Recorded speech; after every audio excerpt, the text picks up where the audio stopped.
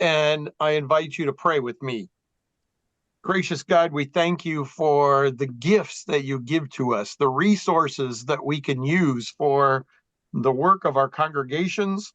Help us to manage them well, use the resources you entrust to us so that we can share Jesus and build up your church. These things we pray in your name. Amen. Amen. Amen. Well, I will introduce Steve Oelschanger, and Steve will take it from there and talk to you about financial wellness and the resource that the ELCA has put together. Very good.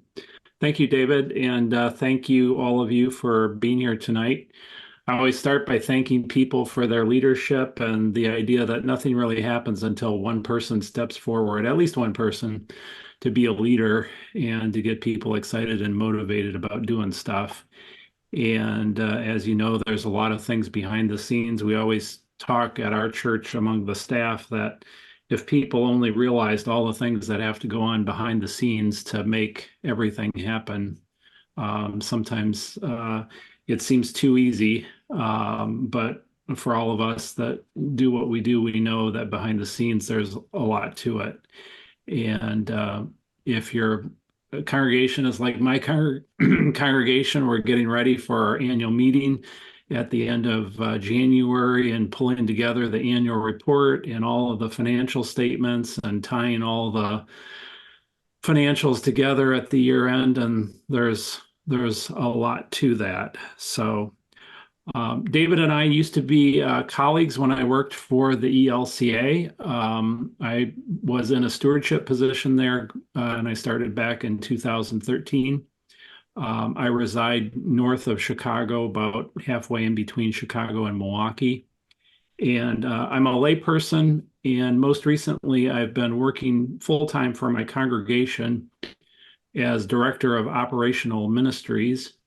And our congregation has childcare and preschool, and altogether we have about 50 employees. So there's a lot involved with budgets and buildings and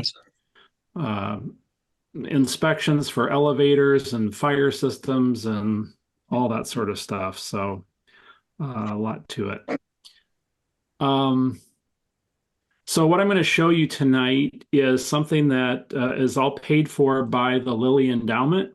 I like to say that Lilly Endowment is a bright spot within the world of organized religion because they have money and they're very generous at giving it away.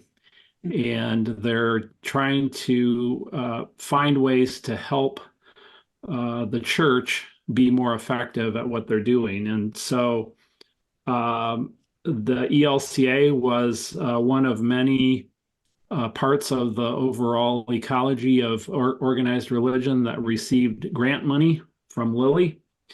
And the name of the project that the ELCA worked on was called Resourceful Servants, Resourceful Servants. And so you can get to that work, including what I'm going to show you tonight, at resourcefulservants.org, resourcefulservants.org. The bulk of the ELCA's program was really directed towards pastors and their personal financial situations, including grants for building up emergency savings and doing different things like that. But there was one small component to the program that was aimed at congregations. And that part of the program is what we're going to talk about tonight. We refer to it as the Congregational Financial Assessment, Congregational Financial Assessment. Originally, it was conceived of as kind of a good housekeeping seal of approval that if congregations would kind of go through and have an awareness of these practices and do these practices, it was thought to be sort of an indicator of congregational health or something that would move towards the direction of congregational health. And then we had a pastor who was involved in it, and he had an insight that really made a lot more sense. Plus, we got some of the feedback from people who were using it. And I'm going to show you his testimony. He's got a little video testimony that I'll share with you at the end. It's also on the website, but it's quite nice. And instead of it being about this idea of wellness, what he talks about is the idea that when we use these best practices that we've identified as part of this financial assessment, it helps to sort of set the table for continued generosity. And the idea is that everybody wants to know that their gifts, their donations, their financial support is being stewarded in the best possible way. And so by making an effort to say, hey, you know what, we're interested in financial best practices, it's a way of saying to your supporters and your donors that you take handling their gifts seriously and you want to do the best that you can. So what the financial assessment does is it's identified 21 money-related best practices, 21 money-related best practices in 5 different categories. So there's a category for accounting, a category for finance, a category for HR, stewardship, and there's another one that's slipping off my Risk management. risk management. There you go. Thank you so much. I've got the web page up on the other Okay. computer. Yep. And I'm going to go there and I'm going to walk through it and explain it a little bit. But there's no particular magic behind the number 21. We thought you got to start somewhere, and 21 is probably a better place than 50. And the overall idea is not to overwhelm. It is to maybe cause a situation where you can push back and ask some questions and say, where might there be some opportunities for us to get better? And we like to say, even if you just pick one little area and say, you know what, there's something that we haven't really spent a lot of time thinking about how we could tighten things up there or improve what we do. Any incremental improvement greater than 0 is a victory, right? That's what we're hoping for. But we also know that so many times the urgent sort of takes over for the important. And when you're dealing with a lot of fires and a lot of different things, sometimes it's difficult just to pause and say, you know, is there an opportunity for improvement in how we do things?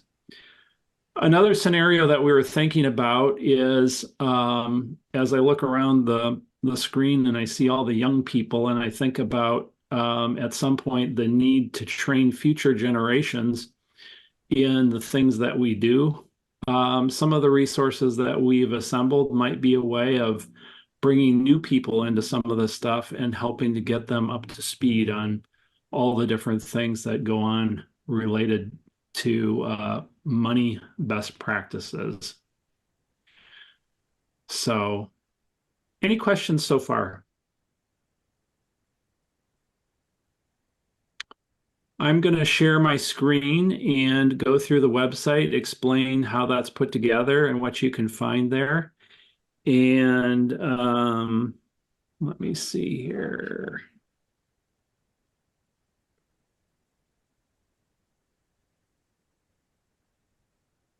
Hopefully you can see that. Looks good. Okay, great.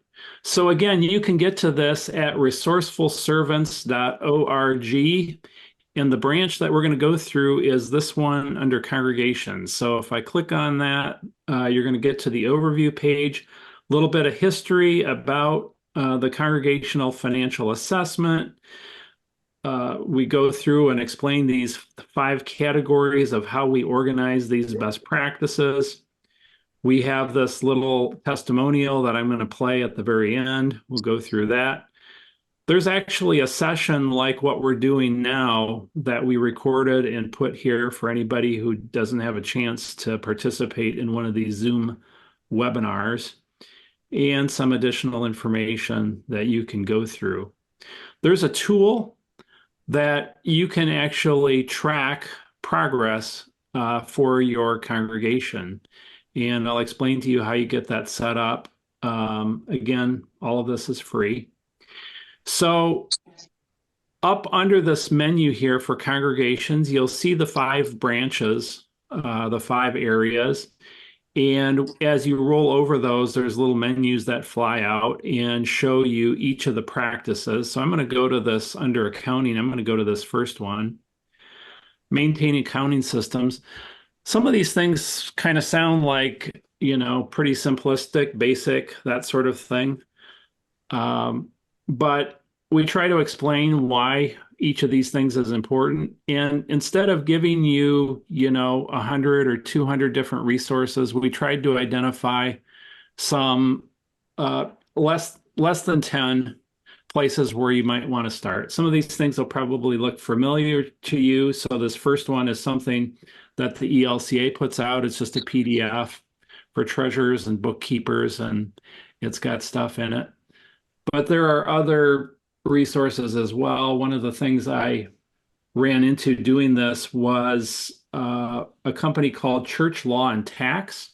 They're actually a division of Christianity Today, and they have a lot of amazing resources, big manuals that get into all sorts of detail. If you're ever having trouble sleeping at night, you can pull out one of these and it'll take care of it for you. But a lot of good information. These are not free, but I was actually happy to come across this collection of resources to know about it because they've got a lot of good stuff. So those are some examples of some of the things that you can find there. Can I add that you can get on their email list, and I think they send out something weekly. Like I just saw one the other day about it's time to do W-2s and how do you do Yep. W-2s for pastors and things like that. So the email list is free, but then if you want to, like you said, buy a book or get a resource, then there's a charge. But it's good stuff. Yep. Yep. I think too that on their website they post articles and things like that that have little subsections of what you find in the printed things. So it's a good source of information.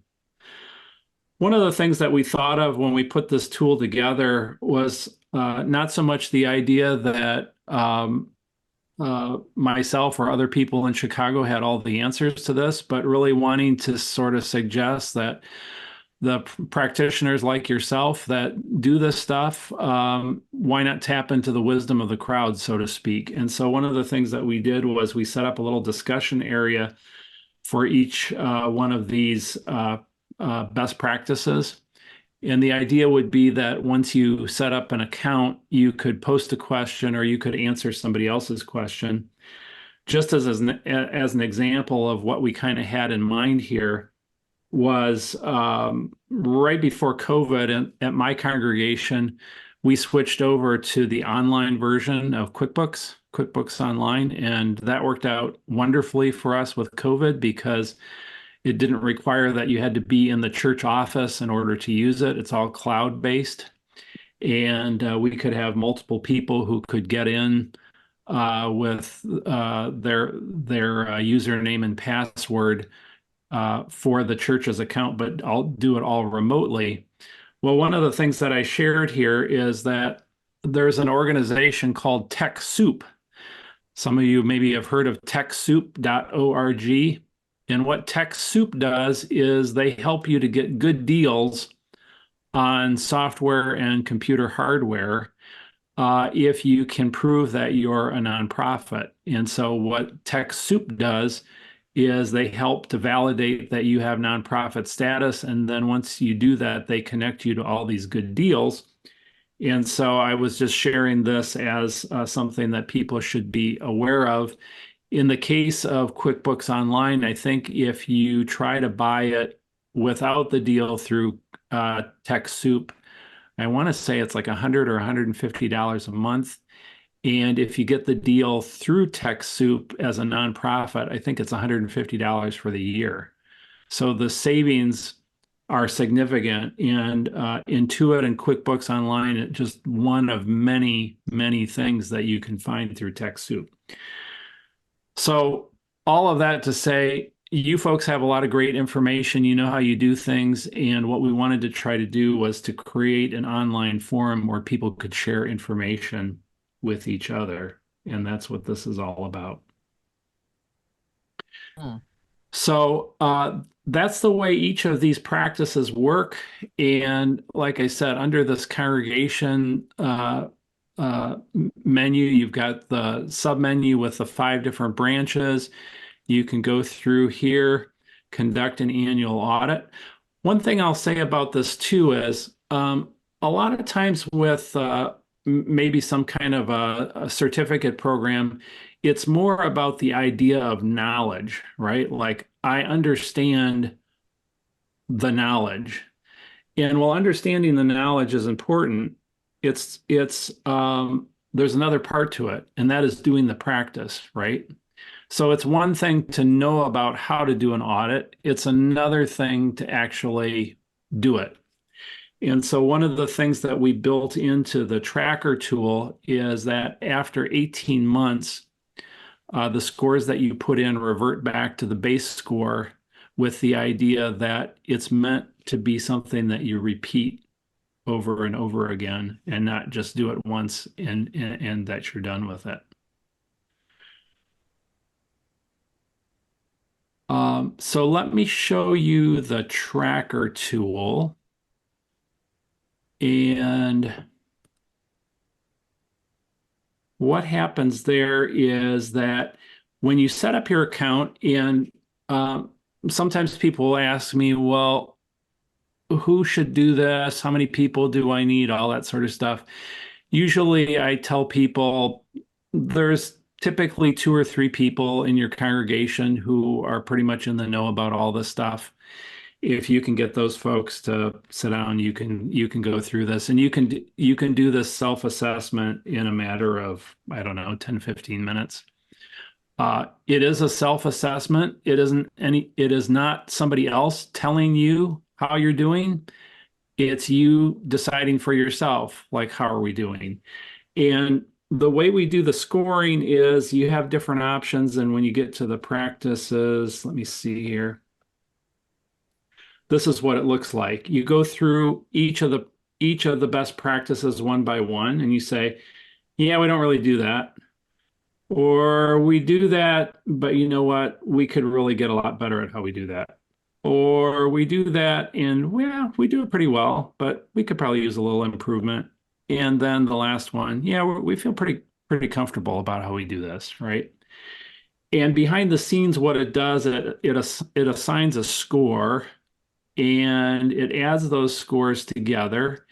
And as you go through the different areas, so here are the ones about HR and risk management, as you go through, when you get to the end, you can go to your dashboard and it'll show you how you're doing. And over time, it will keep track of progress. And so the thing to remember here is not that this is a pass-fail, but it is about incremental improvement.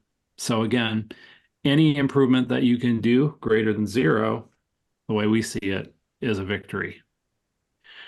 In terms of getting an account set up, you can get in and look at all of this stuff without an account. But if you want to use that tracker tool where it actually keeps track of what you're clicking on, that you're going to need to set up an account. And the way we did it is that there is a password. The password is the password that comes with your parochial report, the online parochial report. We have the passwords from like the last 6 or 7 years in there. I don't believe we have the 2024s in there yet. And typically, if you can't find those, usually the Synod office has access to those sorts of things. If that's a constraint, reach out to me and I can help you track down a password that will work for your congregation. But you go through and you identify, the congregation where you're at, and you put in some information about, name and that sort of thing. Once you set up the first account, you can use this button here, invite a colleague, to have a couple other folks join you in this if you want to. One question that I get sometimes is, after we go through and we do this, is there any way that we can share the results? You know, if we wanted to take this to a church council meeting, for example, and walk through it with the council in terms of what we were doing and what we came, is there any way to share that? The answer is, if you print out these pages as a PDF, you can do that. That's the only functionality or the way to make that happen at this point. So, questions, comments? Is the password for the parochial report the same password that like a congregation in the call process would use to upload their congregational profile? I think it is, but I'm not sure. It could, I'm not really sure. The only thing that I'm aware of is that, you know, when the emails go out to say like, here's the link for the parochial report, usually there's a congregational ID number and a password for whoever gets that email to be able to put that in and have a little bit more security than just to be totally open. But one thing, David, if you want to share my email address, you can do that. And for anybody, if you run into any sort of a roadblock, just let me know, and I can look something up that'll work for you. I'll put it in the chat. Very good.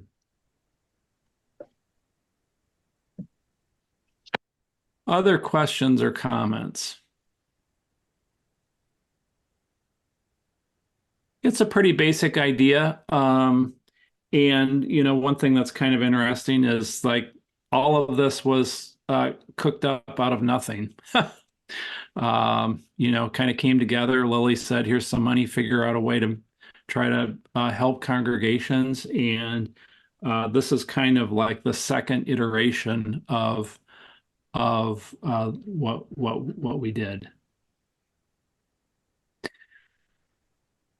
I want to share something else with you because this is kind of fascinating to me, especially as a person who used to do stewardship for the ELCA.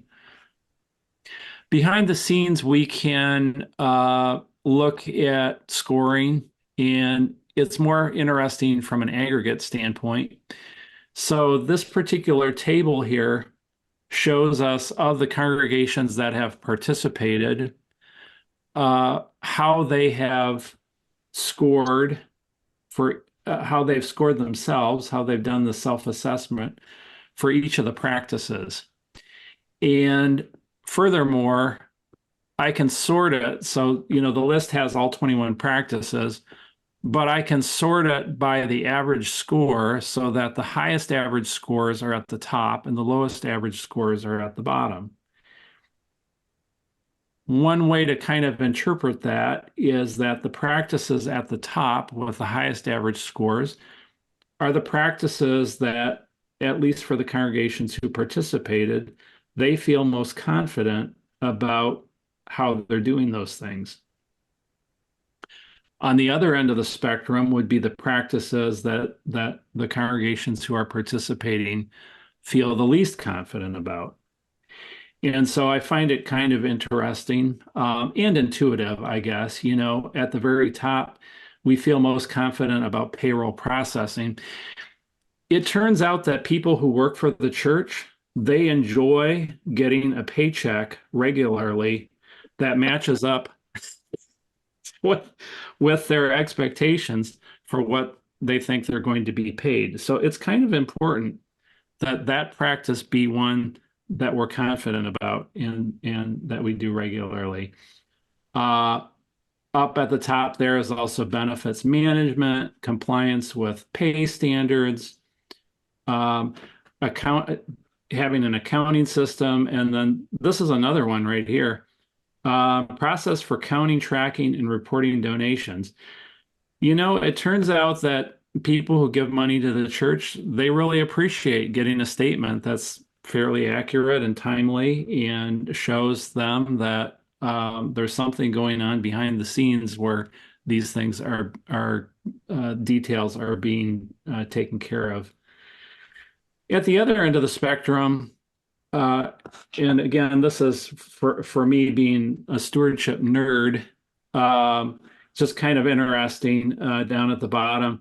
Maintain property inventory. I know at my own church, as we buy property or buy assets, it goes into the accounting system, but not necessarily so great about doing a running inventory of all that stuff. But the next one up, having an annual stewardship plan, how do how do we make that happen? And then further up, provide expanded giving options, understanding mission support. For mission support, I think of the time at my church, this was a few years ago, where we were going through the budget and for the upcoming year, and the person who was presenting the budget said, well, this is the 10% that we have to give the larger church.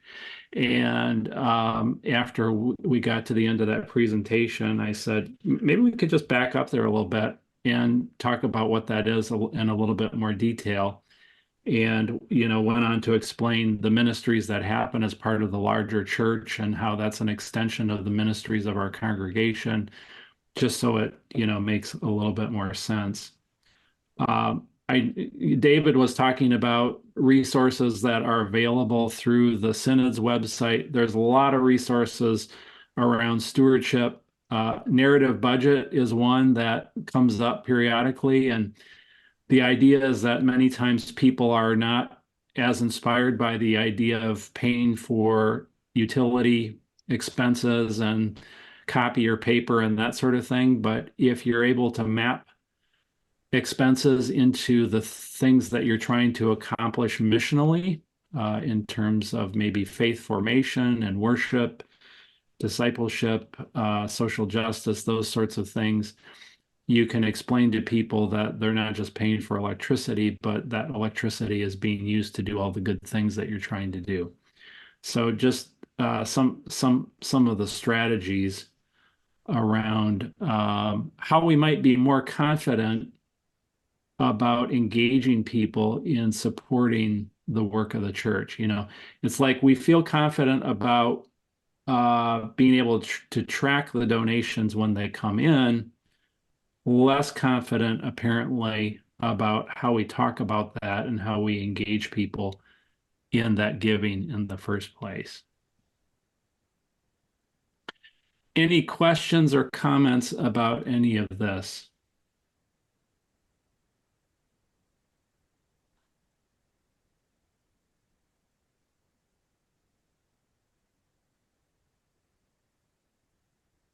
So in closing, I think what I'd like to do is just share this little testimonial video with you, and it's quite nice. It's from Pastor Dan Solomon. Dan is retired now, I believe, but he was a pastor in Iowa. And you can get to this video through this main page here.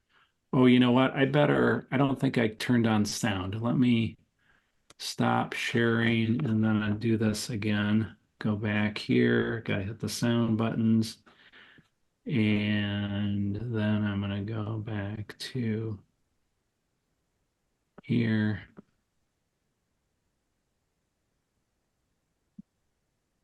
There we go.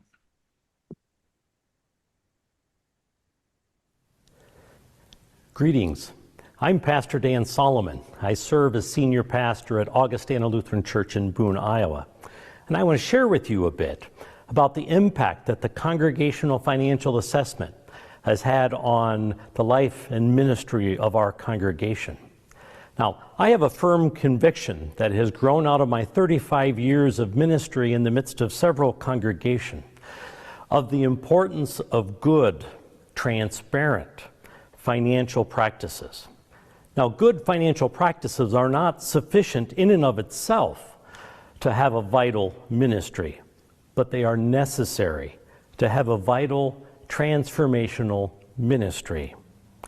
Now, when I came here to Augustana some years ago, they had very solid financial practices. What I found was lacking a bit was transparency. That is, congregational finances were kind of a black box. And sometimes this led to adversarial or scarcity thinking, or people thinking us versus them. Well, over the years, adding greater measure of transparency has helped us grow the perspective of abundance and interdependence and trust. Now, the Congregational Financial Assessment has benefited the leadership within the congregation I serve in a couple ways. First, it gave the occasion to pause, to reflect, to evaluate, to think about how are we doing in these specific areas and these specific practices, and then have a broader conversation. So it doesn't just involve the congregational treasurer. It goes beyond that to maybe the finance committee and other people involved in leadership positions, looking to see if there are any gaps, any things that need to be updated or tweaked. And then the assessment, the website, provides resources to address those areas that are identified, and even to ask questions, to become a part of a community, a conversation, to together develop more sound and transparent financial practices. So the Congregational Financial Assessment benefits the congregation that I serve in so many ways. First of all, and this may seem really self-obvious, it helps ensure that money and finances are handled properly, above reproach. And I think that's important, maybe even more important in a day like we find ourselves in now. And it has helped build a climate of trust and openness, for instance, as we're building a budget, or when we go to the congregation with a financial need, whether it is our annual narrative budget or a capital campaign for things like a parking lot or HVAC or a new roof, or for world hunger, or for the ELCA youth gathering, whatever it is, that our people, if they choose to respond, know that their gifts will be handled properly. But this climate of trust and openness also goes kind of broader and deeper. It engenders a deeper participation in God's mission. It encourages the growth of disciples. So the benefits of being involved with the Congregational Financial Assessment goes way beyond finances, into all the aspects of ministry of our congregation. And it frees up, it opens up our congregation for faithful, generous, open-handed ministry. These are just some of the ways that the Congregational Financial Assessment has benefited the leadership and the ministry of the congregation I serve. Thanks. Peace.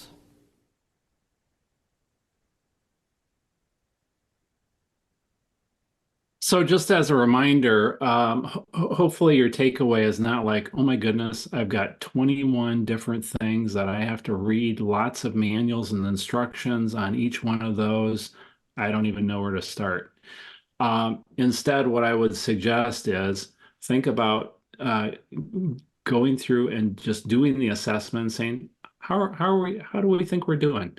There are no right or wrong answers. It's your sort of best guess. Are we doing this one really well? Are we not doing it at all? Do we need some improvement? And then from that, maybe the hope would be that there would be one thing that it would stir up in you to say, you know what? Maybe in this one area, maybe this is something we've been talking about, or we've had a hunch that, we could get a little bit better in this area. Think about what that might be and see if that brings up through conversation some possibilities of figuring out a path forward for some incremental improvement. If you're able to do that, I think it's a victory for you, for your church, and just that's where it's at, I think. So, is there a question that came in here? No, there's just a comment in the chat Oh, okay. that they were found the resources that the ELCA has put out very helpful, both as a role as council president, and that they're going to start doing the assessment this Sunday. Okay. Very good. Any other questions, comments, thoughts?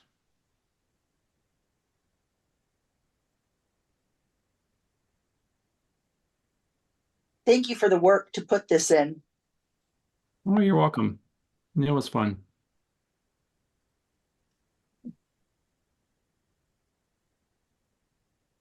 And Well, check thank out you for- our stewardship page on the, our Synod webpage is mittensynod.org. And then you can go across under mission and there's a stewardship thing to click on. And there is a wealth of things, even Bible studies on stewardship and lots of different things there that it's all free to use. So. Yeah. Love it. If you think of any questions later, if you run into any problems, feel free to reach out to me at actually, David, I have an N in my, let me just. Did I type it wrong? Let me just, yeah, unfortunately, my name's got a lot of letters in it. It's not my fault.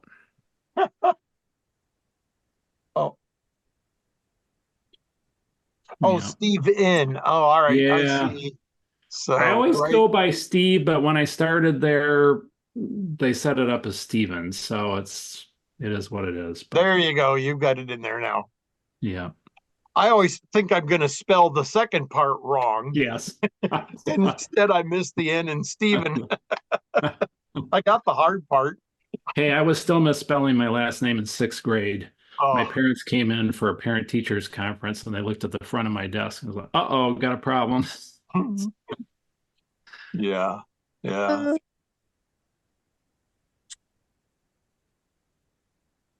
All right. Well, thank you very much, Stephen. And we appreciate your work and the whole cultivation of this resourceful servants page. You're welcome.